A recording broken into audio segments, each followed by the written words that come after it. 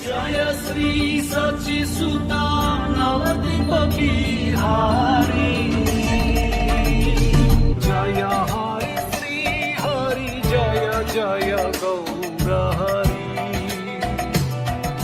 जय हरि श्री हरि जय जय गौर हरि। जब श्री चैतन्य महाप्रभु सार्वभौम भट्टाचार्य के घर पर प्रसाद ग्रहण कर रहे थे, तब अमोघ ने उनकी आलोचना की। फिर भी महाप्रभु ने अमोघ को स्वीकार करके दिखला दिया कि वे अपने भक्तों के कितने कृतज्ञ हैं। श्री चैतन्य महाप्रभु की जय हो, नित्यानंद प्रभु की जय हो, अद्वैत चंद्र की जय हो तथा चैतन्य महाप्रभु के समस्त भक्तों की जय हो। श्री चैतन्य चरित्रामृत के श्रोताओं की जय हो, जिन्होंने इसे अपना प्राण तथा आत्मा मान रखा है। श्री चैतन्य महाप्रभु जगन्नाथपुरी में रहते हुए अपने भक्तों के साथ निरंतर कीर्तन और नृतन का आनंद लेते रहे। दिन आरंभ होते ही श्री चैतन्य महाप्रभु ने मंदिर में भगवान जगन्नाथ के अर्चा विग्रहों के दर्शन किए, उन्हें नमस्कार किया, उनकी स्तुति की और उनके समक्ष नाचा और गाया। मंदिर में जाने के बाद श्री चैतन्य महाप्रभु उपल भोग के समय मंदिर के बाहर रहते थे। तब वे हरिदास ठाकुर से मिलने जाते और फिर अपने निवास स्थान लौट आते थे। महाप्रभु अपने कमरे में बैठकर माला पर जप करते और अद्वैत प्रभु वहां पर महाप्रभु की पूजा करने आया करते। श्री चैतन्य महाप्रभु की पूजा करते समय अद्वैत आचार्य उन्हें मुंह तथा पांव धोने के लिए सुगंधित जल दिया करते। फिर अद्वैत आचार्य महाप्रभु के पूरे शरीर में सुगंधित चंदन का लेप किया करते। श्री अद्वैत आचार्य महाप्रभु के गले में फूल की माला और सिर पर तुलसी की मंजरी चढ़ाया करते थे। फिर हाथ जोड़कर उन्हें नमस्कार करते और उनकी स्तुति करते थे। इस तरह अद्वैत आचार्य द्वारा पूजे जाने के बाद श्री चैतन्य महाप्रभु थाल में बचे फूलों तथा तुलसी मंजरी एवं जो कुछ सामग्री बची होती उससे अद्वैत आचार्य की पूजा करते। श्री चैतन्य महाप्रभु, आप जैसे भी हो, लेकिन मैं आपको नमस्कार करता हूँ, इस मंत्र का उच्चारण करके अद्वैत आचार्य की पूजा करते थे। इसके अतिरिक्त भी महाप्रभु अपने मुंह के भीतर कुछ ध्वनि करते, जिससे अद्वैत आचार्य को हंसी आ जाती। इस तरह अद्वैत आचार्य तथा श्री चैतन्य महाप्रभु एक दूसरे को सादर नमस्कार करते। तब अद्वैत आचार्य श्री चैतन्य महाप्रभु को बारंबार अपने यहाँ आने का निमंत्रण देते। श्री अद्वैत आचार्य का निमंत्रण दूसरी अद्भुत कथा है। इसका विस्तृत स्पष्ट वर्णन वृंदावन दास ठाकुर ने किया है। चूंकि अद्वैत आचार्य के निमंत्रण का वर्णन श्रील वृंदावन दास ठाकुर कर चुके हैं, अतएव मैं इस कथा को नहीं दोहराऊंगा, किंतु मैं यह कहूंगा कि अन्य भक्तों ने भी महाप्रभु को निमंत्रण दिए। प्रतिदिन एक के बाद दूसरा भक्त श्री चैतन्य महाप्रभु तथा अन्य भक्तों को भोजन के लिए निमंत्रण देता और अपने यहाँ उत्सव मनाता। सारे भक्त लगातार 4 मास तक जगन्नाथपुरी में रहे और उन्होंने बड़े ही उत्साह के साथ भगवान जगन्नाथ के सारे उत्सव मनाए। भक्तों ने कृष्ण जन्माष्टमी उत्सव भी मनाया, जिसे नंद महोत्सव भी कहा जाता है। इस अवसर पर श्री चैतन्य महाप्रभु तथा उनके भक्तों ने ग्वालों का वेश धारण किया। ग्वालों का वेश धारण करके तथा कंधे में बहंगी पर दूध तथा दही के बर्तन लेकर सारे भक्त हरि हरि का उच्चारण करते हुए महोत्सव स्थल पर आए। कानाई खुटिया ने नंद महाराज का वेश बनाया और जगन्नाथ महाती ने माता यशोदा का वेश बना लिया। उस समय काशी मिश्र, सार्वभौम भट्टाचार्य तथा तुलसी परीक्षा पात्र समेत राजा प्रताप रुद्र भी वहां उपस्थित थे। सदैव की तरह श्री चैतन्य महाप्रभु ने उल्लास पूर्वक नृत्य किया। सारे लोग दूध, दही तथा हल्दी के पीले जल से सराबोर हो गए। तभी श्री अद्वैत आचार्य ने कहा, आप नाराज ना हो, मैं सच कह रहा हूँ, यदि आप इस लाठी को चंद्रकार रूप में घुमा सको तो मैं समझूंगा कि आप ग्वाले हो। अद्वैत आचार्य की चुनौती को स्वीकार करके श्री चैतन्य महाप्रभु ने बड़ी सी लाठी ली और वे उसे चारों ओर घुमाने लगे। वे बार बार लाठी को आकाश में उछालते और गिरते समय पकड़ लेते। श्री चैतन्य महाप्रभु अपनी लाठी को घुमाते और उछालते और कभी कभी अपने सिर पर ले जाते, कभी पीठ पीछे, कभी सामने, कभी बगल में और कभी दोनों पांवों के बीच। यह देखकर सारे लोग हंसने लगे। जब श्री चैतन्य महाप्रभु लाठी को अग्नि बाण की तरह घुमा रहे थे तो देखने वालों के हृदय चमत्कृत हो गए। नित्यानंद प्रभु ने भी लाठी घुमाई। कौन समझ सकता है कि वे ग्वालों के भाव में कितने गहरे डूब गए थे। महाराज प्रताप रुद्र की आज्ञा पाकर मंदिर का निरीक्षक तुलसी भगवान जगन्नाथ के उतारे वस्त्रों में से एक वस्त्र ले आया। यह बहुमूल्य वस्त्र श्री चैतन्य महाप्रभु के सिर पर लपेट दिया गया। अद्वैत आचार्य आदि दूसरे भक्तों ने भी अपने सिरों पर इसी तरह वस्त्र लपेट लिए। कानाई खुटिया, जिसने भावावेश में नंद महाराज का, और जगन्नाथ महाती जिसने माता यशोदा का वेश धरा था, घर में संचित सारे धन को बांट दिया। श्री चैतन्य महाप्रभु यह देखकर अत्यंत संतुष्ट हुए। उन्होंने उन दोनों को अपना पिता तथा माता के रूप में स्वीकार करके नमस्कार किया। श्री चैतन्य महाप्रभु परम आवेश में अपने निवास स्थान पर लौट आए। इस तरह श्री चैतन्य महाप्रभु ने, जो गौरांग सुंदर के नाम से जाने जाते थे, विविध लीलाएं की। लंका पर श्री रामचंद्र की विजय का उत्सव विजयादशमी मनाने के दिन श्री चैतन्य महाप्रभु ने अपने सारे भक्तों को वानर सैनिकों का वेश धारण कराया। हनुमान के आवेश में श्री चैतन्य महाप्रभु ने एक विशाल वृक्ष की शाखा ले ली और लंका गढ़ की दीवालों पर चढ़कर उसे तहस नहस करने लगे। हनुमान के भावावेश में श्री चैतन्य महाप्रभु ने क्रुद्ध होकर कहा, कहाँ है वह धूर्त रावण? उसने जगन माता सीता जी का अपहरण किया है। अब मैं उसे तथा उसके सारे परिवार को मार डालूंगा। सारे लोग श्री चैतन्य महाप्रभु का आवेश देखकर अचंभित हो गए और बारंबार जय हो का घोष करने लगे।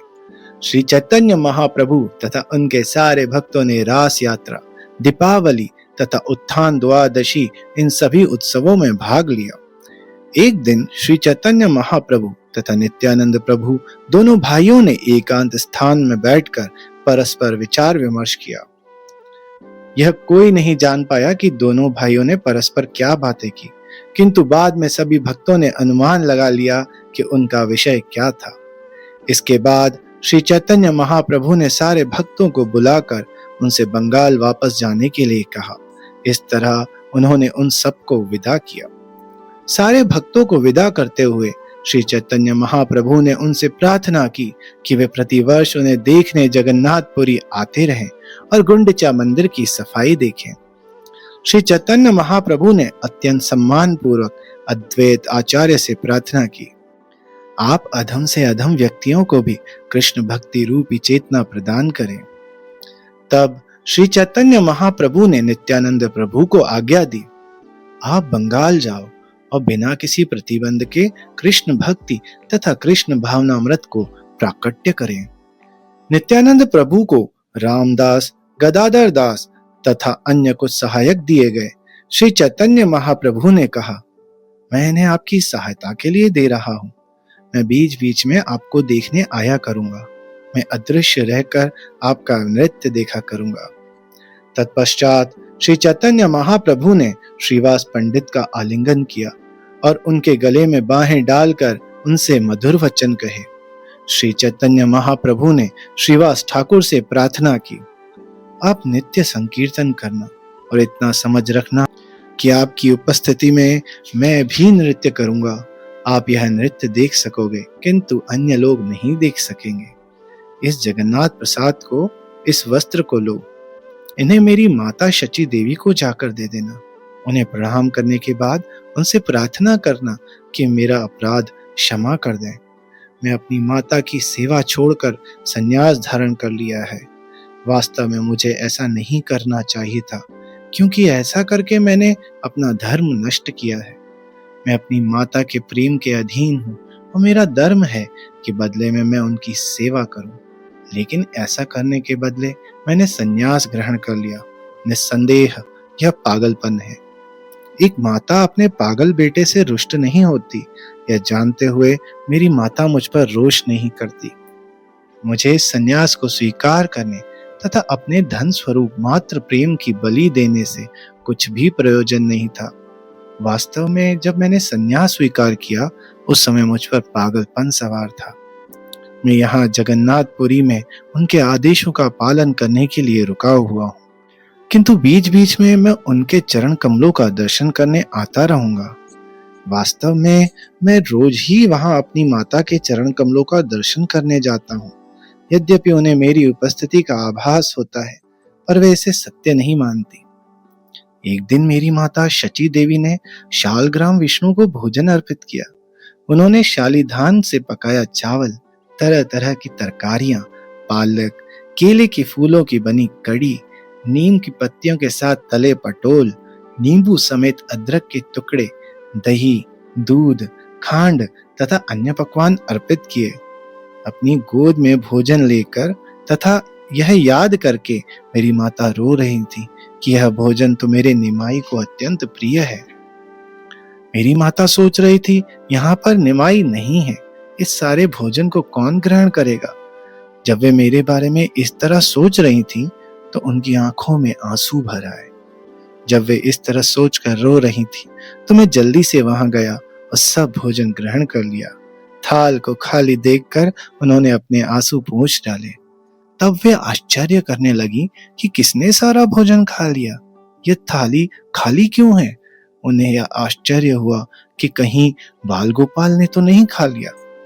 वे आश्चर्य करने लगी कि थाल में पहले से भोजन था भी या नहीं। फिर उन्होंने सोचा कि हो सकता है कोई पशु आकर सारा भोजन खा गया हो। उन्होंने सोचा कि हो सकता है गलती से मैंने थाल में भोजन रखा ही ना हो। इस तरह सोचते हुए वे रसोई घर गईं और वहां बर्तनों को देखा। जब उन्होंने देखा कि सारे बर्तन अब भी चावल तथा तरकारी से भरे हैं तो उनके मन में कुछ संदेह हुआ और वे अचंभित हुई। इस तरह आश्चर्यचकित होकर उन्होंने अपने नौकर ईशान को बुलाया और उस स्थान की फिर से सफाई कराई। तब उन्होंने गोपाल को दूसरी थाल अर्पित की। अब जब भी वे कोई अच्छा भोजन बनाती हैं और मुझे वह भोजन खिलाना चाहती हैं, तब वे उत्कंठावश रोने लगती हैं। उनके प्रेम में वशीभूत होकर मैं वहां भोजन करने के लिए जाता हूँ। मेरी माता ये बातें भीतर भीतर जानती है और सुखी होती है, किंतु बाहर से वे इन्हें नहीं मानती। ऐसी घटना पिछली विजयादशमी के दिन घटी। तुम उनसे इस घटना के बारे में पूछ सकते हो और उन्हें विश्वास दिलाना कि मैं सचमुच वहां जाता हूँ। यह सब कुछ कहते हुए श्री चैतन्य महाप्रभु विह्वल हो गए, किंतु भक्तों की विदाई पूरे करने के उद्देश्य से उन्होंने धैर्य धारण कर रखा। इसके बाद श्री चैतन्य महाप्रभु राघव पंडित से मीठी वाणी में बोले, मेरे प्रति तुम्हारा प्रेम शुद्ध है, जिसके लिए मैं तुम्हारा कृतज्ञ हूँ। तब श्री चैतन्य महाप्रभु ने सबसे कहा, सुनो, तुम लोग राघव पंडित द्वारा की गई शुद्ध कृष्ण भक्ति के बारे में सुनो। राघव पंडित की सेवा परम शुद्ध तथा सर्वोत्तम है। अन्य वस्तुओं के अतिरिक्त उसके द्वारा नारियल भेंट किए जाने के बारे में सुनो। एक नारियल 5 गंडे में बिकता है। यद्यपि उसके पास पहले से सैकड़ों वृक्ष तथा लाखों फल हैं, किंतु फिर भी वह उस स्थान के विषय में सुनने के लिए अत्यधिक उत्सुक रहता है जहां मीठा नारियल मिलता हो। वह 20 मील दूर स्थान से वे नारियल को यत्नपूर्वक लाता है और हर नारियल के लिए 4 पण चुकाता है। प्रतिदिन 5-7 नारियल छीलकर उन्हें शीतल बनाए रखने के लिए जल के भीतर रखा जाता है। भोग लगाते समय नारियल को फिर से छीला जाता है और साफ किया जाता है। उनमें ऊपर से छेद करने के बाद उन्हें कृष्ण को अर्पित किया जाता है। इन नारियलों का जल कृष्ण पीते हैं और कभी कभी नारियलों का जल निकालकर उन्हें पूरी तरह से खाली कर दिया जाता है। कभी कभी इन नारियलों में जल भरा रहता है। जब राघव पंडित देखता है कि नारियलों का जल पी लिया गया है तो वह अत्यंत प्रसन्न होता है। तब वह नारियल तोड़कर घड़ी निकालता है और उसे किसी अन्य थाल पर रख देता है। घड़ी चढ़ाने के बाद वह मंदिर द्वार के बाहर ध्यान करता है। इस बीच भगवान कृष्ण सारी घड़ी खाकर थाल को रिक्त छोड़ देते हैं। कभी कभी घड़ी खाने के बाद कृष्ण थाल को नई घड़ी से भर देते हैं। इस तरह राघव पंडित की श्रद्धा बढ़ती जाती है और वह प्रेम के सागर में तैरता रहता है। एक दिन ऐसा हुआ कि एक नौकर अर्चा विग्रह पर चढ़ाने के लिए लगभग 10 छिले हुए नारियल लाया। जब नारियल लाए गए उस समय उन नारियलों को चढ़ाने के लिए समय न था, क्योंकि पहले ही काफी विलंब हो चुका था। अतएव वह नौकर नारियलों के पात्र को पकड़े हुए दरवाजे पर ही खड़ा रहा। राघव पंडित ने देखा कि उस नौकर ने दरवाजे के ऊपर की छत छुई है और उसी हाथ से नारियलों को छुआ है।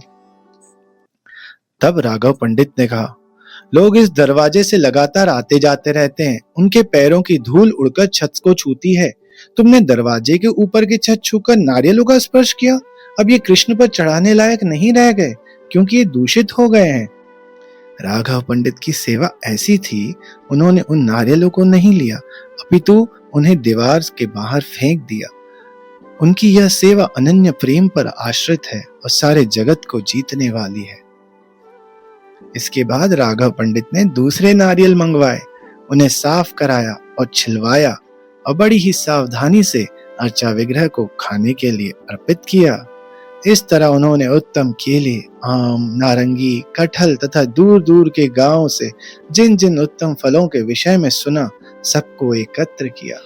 ये सारे फल दूर दूर के स्थानों से काफी ऊंची कीमत देकर एकत्र किए गए। फिर उन्हें बड़ी सावधानी तथा सफाई से काटकर राघव पंडित ने उन्होंने अर्चा विग्रह को अर्पित किया। इस तरह राघव पंडित बड़ी सावधानी तथा ध्यान से पालक, अन्य सब्जियां, मूली, फल, चुईड़ा, चूर्णित चावल तथा मिठाइयां तैयार करते। उन्होंने पीठा, पाना, खीर तथा प्रत्येक वस्तु को बड़े ही ध्यान से पकाई और पकाते समय इतनी सफाई रखी कि भोजन उत्तम कोटि का तथा स्वादिष्ट बने। राघव पंडित काशमुधी जैसे सभी प्रकार के अचार भी भोग लगाते। उन्होंने विविध सुगंधियां, वस्त्र, गहने तथा अच्छी से अच्छी वस्तुएं अर्पित की। इस तरह राघव पंडित अद्वितीय विधि से भगवान की सेवा करते। उन्हें देखकर सारे लोग अत्यंत संतुष्ट होते। इसके बाद श्री चैतन्य महाप्रभु ने दयापूर्वक राघव पंडित का आलिंगन किया। महाप्रभु ने अन्य सभी भक्तों को भी इसी तरह सम्मान किया। महाप्रभु ने शिवानंद सेन से भी आदर पूर्वक कहा, वासुदेव दत्त का ठीक से ध्यान रखना। वासुदेव दत्त अत्यंत उदार है। उसे प्रतिदिन जितनी आमदनी होती है उसे वह खर्च कर देता है, फिर कुछ भी बचा कर नहीं रखता। गृहस्थ होने के कारण वासुदेव दत्त को कुछ धन बचाना चाहिए, किंतु वह ऐसा नहीं करता। इसलिए उसके लिए अपने परिवार का भरण पोषण कर पाना अत्यंत कठिन है। कृपया वासुदेव दत्त के पारिवारिक मामलों पर ध्यान दें। उनके व्यवस्थापक बनकर समुचित प्रबंध करिए। तुम लोग हर वर्ष आना और मेरे भक्तों को अपने साथ गुंडीचा उत्सव में लाना। मेरी यह भी विनती है कि उन सब का भरण पोषण करना। इसके बाद महाप्रभु ने कुलीन ग्राम के निवासियों को आदर पूर्वक आमंत्रित किया कि वे प्रतिवर्ष आएं और रथ यात्रा उत्सव के समय भगवान जगन्नाथ को खींचे जाने के लिए रेशमी रस्सी लाएं। फिर चैतन्य महाप्रभु ने कहा, कुलीन ग्राम के श्री गुणराज खान ने श्री कृष्ण विजयक नामक एक ग्रंथ रचा है, जिसमें लेखक के कृष्ण प्रेम को प्रकट करने वाला एक वाक्य है। श्री चैतन्य महाप्रभु ने कहा, नंद महाराज के पुत्र श्री कृष्ण मेरे प्राणाधार हैं। मैं इसी वाक्य के गुणराज खान के उत्तराधिकारियों के हाथों बिक गया हूँ। तुम्हारे लिए तो क्या कहना, तुम्हारे गांव के रहने वाला कुत्ता भी मुझे अत्यंत प्रिय है, तो फिर अन्यों के बारे में तो कहना ही क्या। इसके बाद रामानंद वसु तथा सत्यराज खान दोनों ने श्री चैतन्य महाप्रभु के चरण कमलों में कुछ प्रश्न निवेदन किए। सत्यराज खान ने कहा, हे प्रभु, गृहस्थ तथा भौतिकतावादी व्यक्ति होने के कारण मैं आध्यात्मिक जीवन में आगे बढ़ने की विधि नहीं जानता। इसलिए मैं आपके चरण कमलों की शरण स्वीकार करता हूँ और प्रार्थना करता हूँ कि आप मुझे आदेश दें। श्री चैतन्य महाप्रभु ने उत्तर दिया, तुम निरंतर कृष्ण के पवित्र नाम का कीर्तन करो और जब भी संभव हो उनकी तथा उनके भक्त वैष्णवों की सेवा करो। यह सुनकर सत्यराज ने कहा, मैं वैष्णव को कैसे पहचान सकता हूँ? कृपया मुझे बताएं कि वैष्णव कौन होते हैं, उनके सामान्य लक्षण क्या हैं?